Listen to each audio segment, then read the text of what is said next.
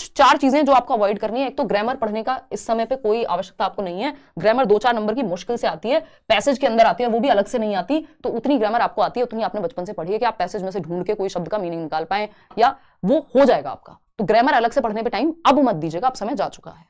वैसे भी नहीं, मैं अवॉइड करती हूँ, लेकिन फिर भी किसी को लगता है नहीं मैं तो वो 4 नंबर के लिए भी 400 पेज पढ़ने हैं, तो वो आपकी मर्जी है। लेकिन ग्रामर, व्याकरण से बचिए, चाहे हिंदी हो, चाहे इंग्लिश हो, चाहे आपका कोई भी सब्जेक्ट हो। रट्टा अभी भी नहीं लगाना है, कॉन्सेप्ट को समझना है। मैराथन से नोट्स में बहुत प्यार से दिया हुआ है।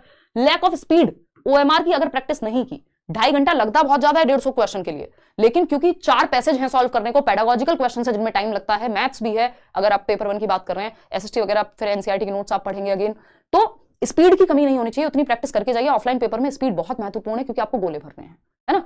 चौथी एक बहुत बड़ी प्रॉब्लम जो इस बार और हर साल निकल करके आती है कि अटेम्प्टिंग रॉन्ग लैंग्वेज सेक्शन।